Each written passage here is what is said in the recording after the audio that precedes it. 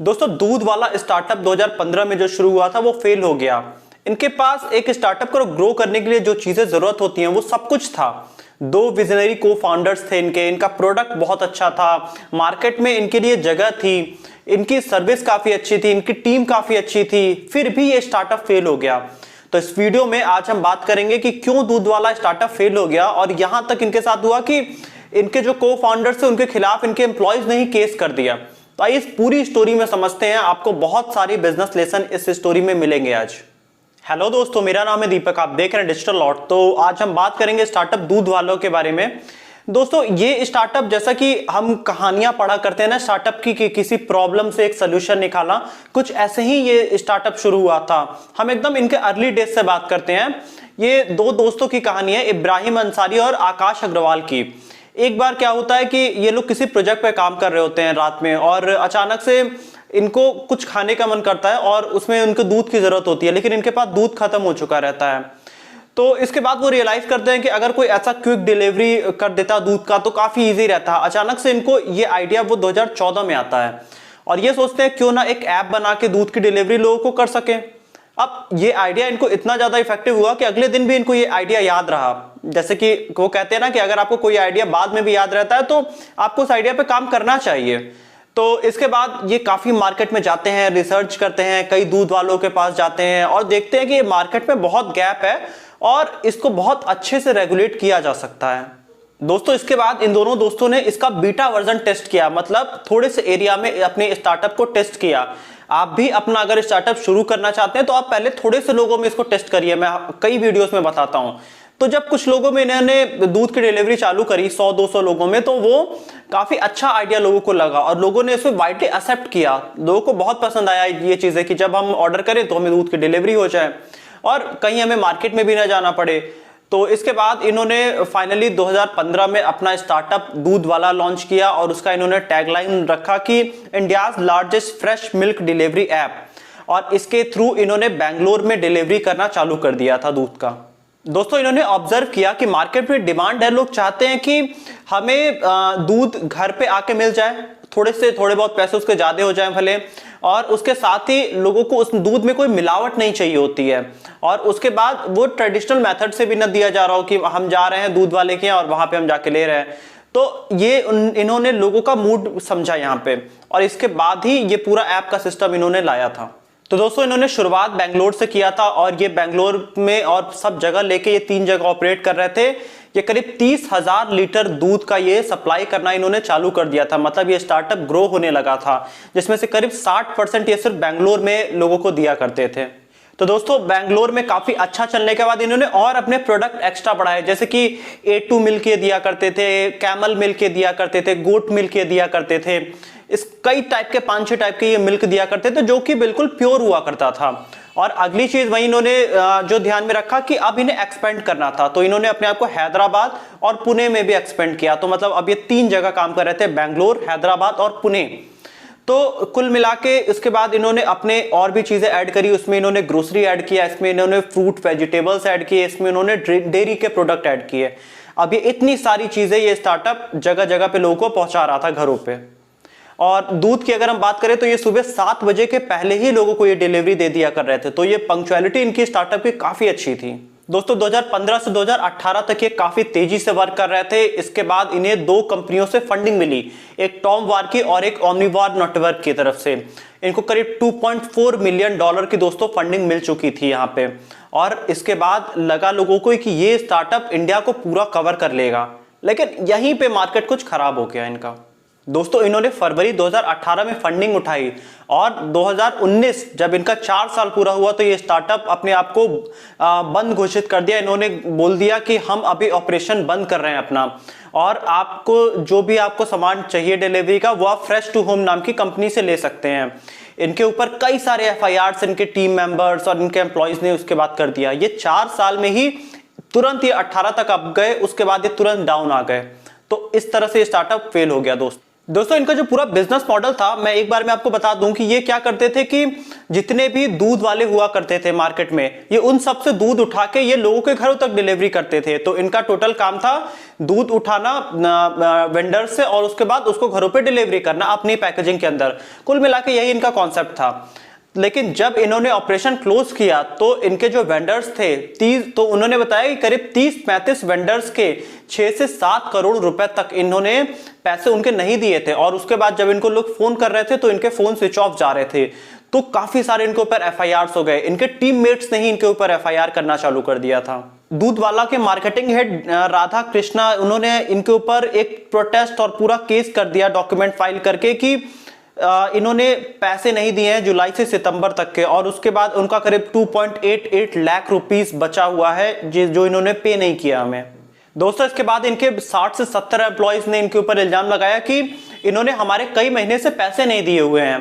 इसके बाद एक और बड़े वेंडर थे, मतलब एडन क्रीमरी प्राइवेट लिमिटेड, इन्होंने इनके खिलाफ केस किया कि इनका करीब 17.5 लाख रुपए का पैसा इन्होंने अभी नहीं दिया। और उसके बाद जो इन्होंने चेक भी दिया था 9 लाख रुपए का, वो भी बाउंस हो चुका है। तो कुछ इस तरह से इनकी मतलब जो अंत हो रहा था इनके स्टार्टअप का। तो जो कंपनी इनका प्रमोशन कर रही थी उसने भी इनके खिलाफ केस किया कि इन्होंने 1.38 लाख रुपीस का इन्होंने हमें जितनी भी इनकी हमने मार्केटिंग किया था उसको इन्होंने पेमेंट नहीं किया है।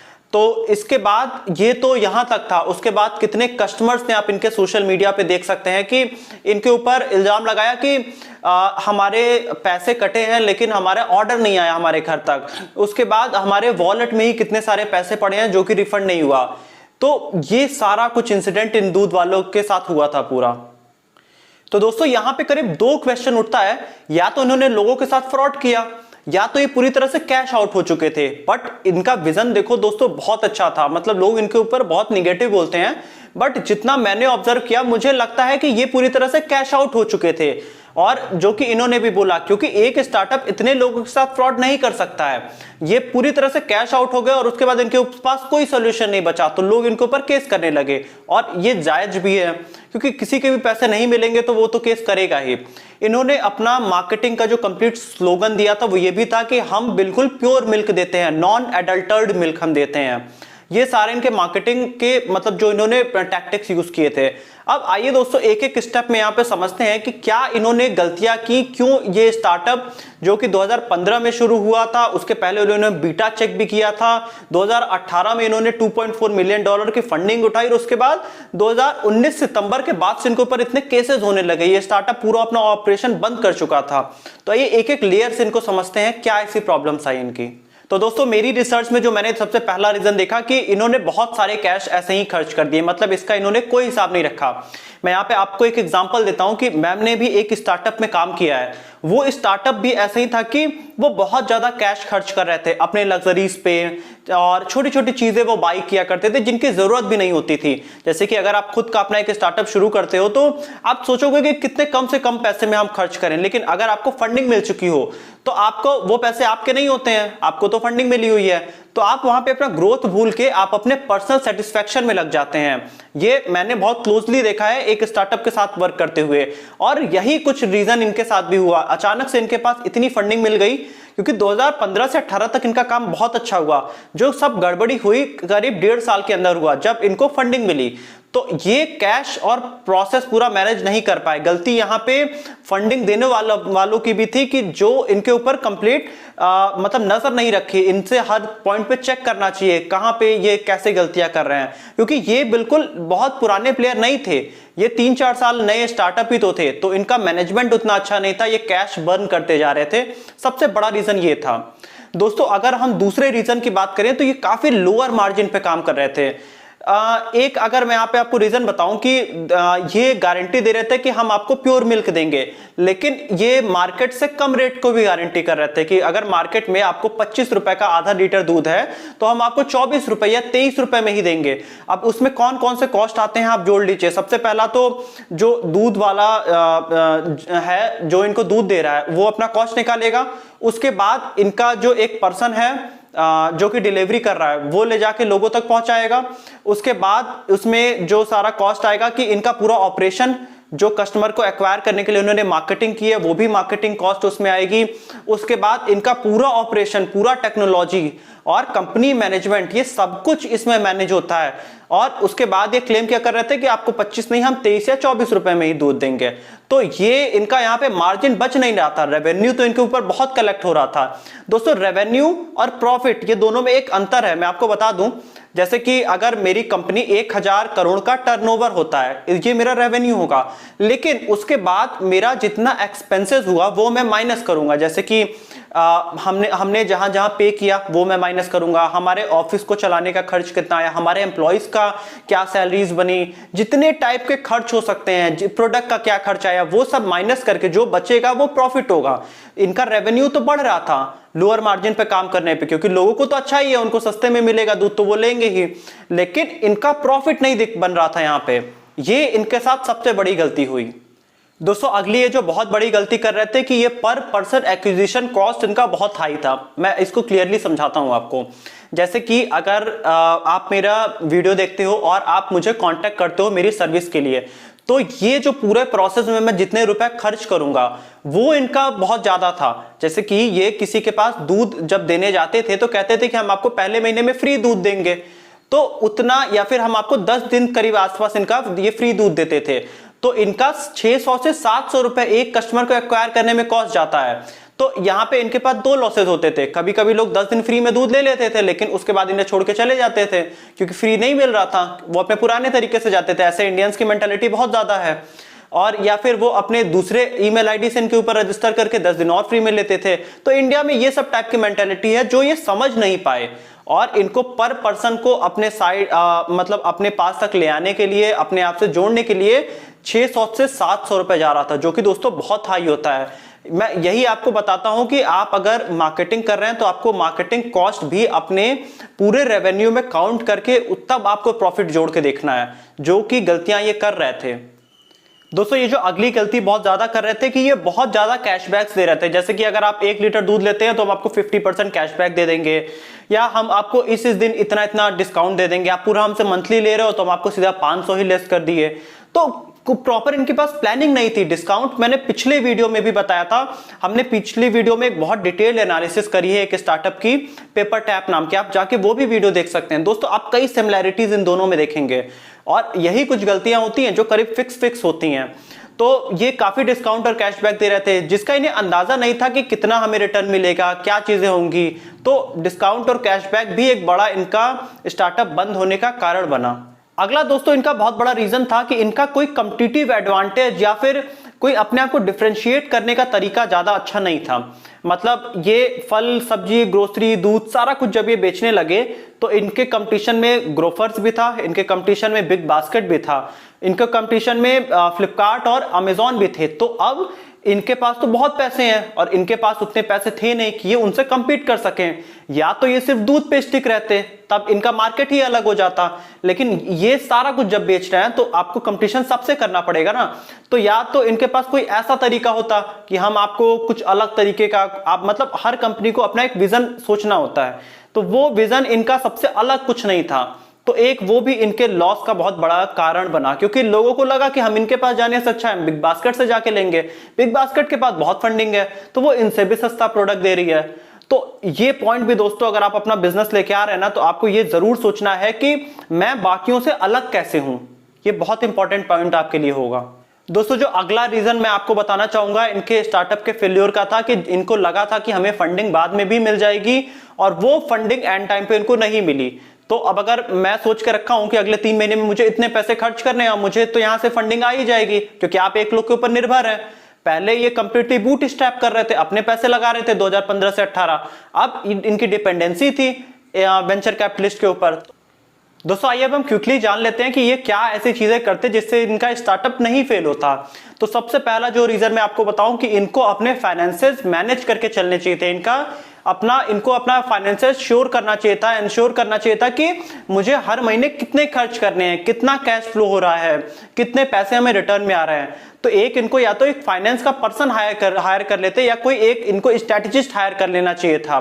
तो अगर मैं इनका मार्केटिंग स्ट्रैटेजिस्ट होता तो मैं इनको हर पॉइंट पे ये चीज इंश्योर कर रहा होता कि आप इतने कैश फ्लो आउट जा रहे हैं, आपने इतना एक्स्ट्रा पैसा लगा दिया, ताकि इनको रिमाइंड होता रहता कि हम कहां गलतियां कर रहे हैं, यहां पे आने वाले टाइम में हम कैश आउट हो सकते हैं, जो कि ये नहीं किए। अगला रीजन जो बहुत इंपॉर्टेंट है दोस्तों, ये बहुत लो मार्जिन पे काम कर रहे थे, ये इनकी सबसे बड़ी गलती थी दोस्तों। इनका जो टोटल मार्केटिंग का टैगलाइन था वो ये था कि हम आपको प्योर मिल्क दे रहे हैं। तो अगर आप मार्केट में अकेले हैं जो प्योर चीज दे रहे हैं और आप सचमुच में लोगों को पहुंचा सकते हैं, तो आपको अपना रेट थोड़ा सा हाई करना चाहिए था। मतलब अगर मार्केट में 25 रुपए का दूध मिल रहा है तो आपको 28 रुपए का देना चाहिए था। दोस्तों ये हिम्मत होनी चाहिए कि आप उतना पैसा मांग सकिए। आज के रेट में आप देखेंगे कि आप जहां से भी दूध मंगाएं उसमें कुछ ना कुछ एडल्ट्रेशन होता है, कुछ ना कुछ मिलावट जरूर होता है। तो अगर आप लोगों को प्योर चीज पहुंचाएंगे और जेन्युइनली आप पहुंचा रहे हैं तो लोग आपको 2-4 रुपए एक्स्ट्रा दे देंगे, क्योंकि यहाँ पे हेल्थ का सवाल है और इनकी पूरी मार्केटिंग इसी तरह से होनी चाहिए थी। तो इनको यहाँ पे अपना कॉस्ट बढ़ाना चाहिए था, ना कि घटाना चाहिए था। अगला इशू दोस्तों जो ये था कि इनको कैशबैक वगैरह और डिस्काउंट इनको बेशक देना चाहिए था, लेकिन इतने ज्यादा नहीं देने चाहिए था। इनको अपने प्रोडक्ट पे ज्यादा ध्यान देना चाहिए था। लॉन्ग टर्म में जो किसी भी ब्रांड को आगे बढ़ाता है वो उनका प्रोडक्ट बढ़ाता है। अगर ये दूध ही बहुत बेस्ट क्वालिटी का दे रहे होते तो इंडिया में हर जगह इनकी बात हो रही होती, लोग आपस में ही फैमिली में बात करने लगते हैं कि नहीं यहां से दूध मंगाओ, ये अच्छा देते हैं, भले 2 रुपए ज्यादा देते हैं लेकिन ये प्योर चीजें देते हैं। यही आपकी और मेरी मेंटालिटी है ना। तो ये कुछ चीजें ये मिस कर रहे थे यहां पे दोस्तों। इनको कॉम्पिटिटिव एडवांटेज मेंटेन करने के लिए इन्हें सिर्फ दूध ही बेचना चाहिए था, दूध और डेयरी प्रोडक्ट। जैसे कि जब ये फल सब्जियां ग्रोसरी सारा कुछ देने लगे थे तो ये ग्रोफर्ट से भी कम्पीट कर रहे थे, ये बिग बास्केट से भी कम्पीट कर रहे थे, ये अमेजोन से भी कम्पीट कर रहे थे, ये फ्लिपकार्ट से भी कम्पीट कर रहे थे।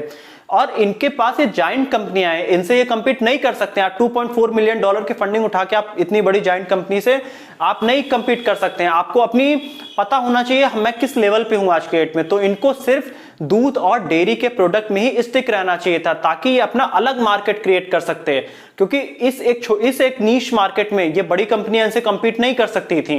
यहां पे ये कॉम्पिटिटिव एडवांटेज इनको मिल जाता और ये आगे निकल जाते बाकी स्टार्टअप से।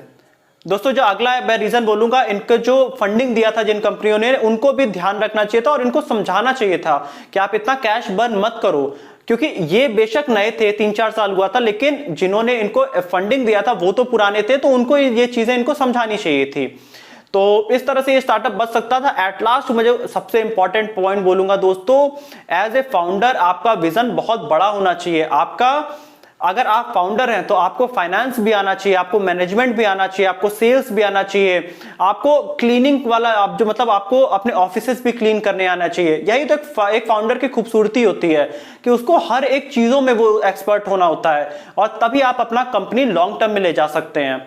तो यही कुछ ऐसे पॉइंट थे। ये सब चीजें अगर ये ध्यान में रखते तो आज भी ये स्टार्टअप एग्जिस्ट कर रहा होता। इस मार्केट में बहुत पोटेंशियल था और आज भी है। तो इनको लोग तो बहुत मिले जो इनसे सामान बाई करते थे, लेकिन ये उनसे प्रॉफिट नहीं बना पाए। रेवेन्यू तो इन्होंने बहुत बनाया लेकिन प्रॉफिट में कन्वर्ट नहीं कर पाए due to lack of financial knowledge. तो यही था दोस्तों आज का वीडियो। अब अगर आपको भी कुछ ऐसा स्टार्टअप शुरू करना है, आपको भी कुछ ऑनलाइन सेल करना है, तो आप अपनी ई कॉमर्स साइट हमसे बनवा सकते हैं और आप हमारी टीम को कांटेक्ट कर सकते हैं व्हाट्सएप नंबर पे, और हमारी टीम आपको कंप्लीटली गाइड कर देगी। आज के डेट देखो दोस्तों, ई कॉमर्स का है और फ्यूचर भी ई कॉमर्स का होने वाला है कि लोग ऑनलाइन ही प्रोडक्ट खरीदेंगे। तो आप कमेंट ऑप्शन में लिख के बताइए कि आप क्या क्या और चीजें देखते हैं जो जिस वजह से ये स्टार्टअप फेल हुआ। अगर आपको वीडियो अच्छी लगी है तो वीडियो को लाइक करिएगा और चैनल को सब्सक्राइब कर दीजिएगा।